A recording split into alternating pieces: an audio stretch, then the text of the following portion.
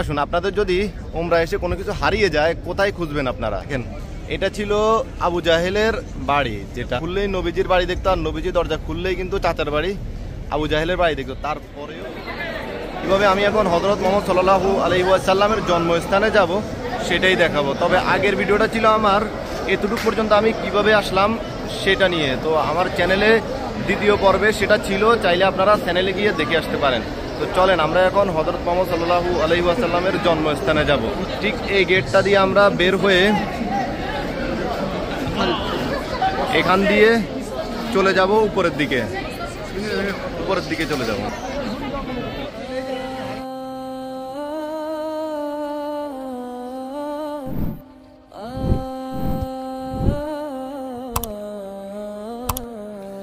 এখানে আমার সামনে দুইটা পথ।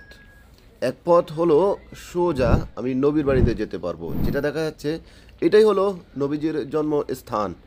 আরেকটা পথ হলো আবু জাহেলের বাড়ির ভেতর দিয়ে, যেটা এখনো বর্তমানে শৌচাগার, হাম্মাম। সকল হাজিরা উমরা শেষ করে আবু জাহেলের বাড়িতে গিয়ে টয়লেটের কাজটা সেরে নেয়।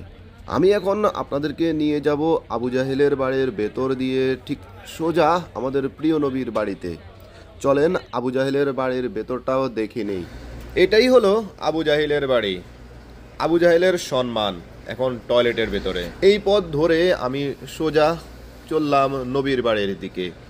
আপনারা যদি কখনো আসেন এভাবেই এই দরজা দিয়ে বের হলেই দেখবেন নবীজির বাড়ি দেখা যাচ্ছে। আমার পিছে ছিল আবু জাহেলের বাড়ি, আবু জাহেলের বাড়ির টয়লেট। এখন ওই টয়লেট থেকে বের হয়ে ঠিক সামনেই পেলাম আমাদের নবীজির জন্মস্থান। এটাই হলো নবীজির জন্মস্থান।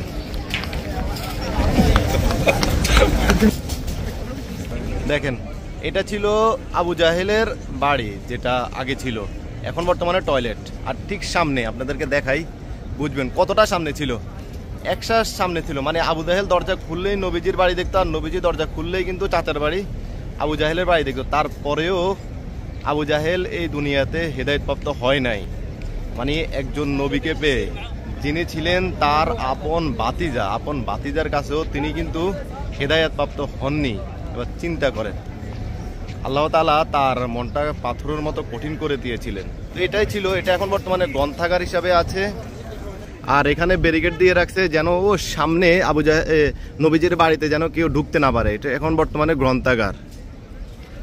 এখানে অনেকে এসে শিরক করে, মানে কিছু লেখে বা এটাতে সিজদা করে, এই জন্য ওইখানের ভিতরে ঢুকা নিষিদ্ধ করে দিছে। এবার আসুন, আপনাদের যদি উমরা এসে কোনো কিছু হারিয়ে যায় কোথায় খুঁজবেন আপনারা? দেখেন, আপনাদেরকে সেটাও দেখাই দিই। আমার পেছনে আছে লস্ট অ্যান্ড ফাউন্ড, মানে হারানো জিনিস আপনি এখানেই খুঁজতে হবে এসে। দেখেন, আমি আপনাদেরকে দেখাই, এটা হলো নবীজির বাড়ি, আর এটা হলো লস্ট অ্যান্ড ফাউন্ড। মানে আপনার কোনো কিছু হারালে, দেখেন সবাই সিরিয়াল ধরছে, এখানে সবাই সিরিয়ালে দেখতেছে কার কি হারাইছে। তো যদি আপনার হারানো জিনিস এখানে থেকে থাকে অবশ্যই আপনি পেয়ে যাবেন, খোঁজ করতে পারবেন এখানে। আর এটাই ছিল আজকে আমার ভিডিও। যদি ভালো লাগে অবশ্যই সাবস্ক্রাইব করবেন, পরবর্তী ভিডিও আসবে আরও ভালো কিছু। বেল বাটনটি অন করে রাখবেন। আল্লাহ হাফেজ, আসসালামু আলাইকুম।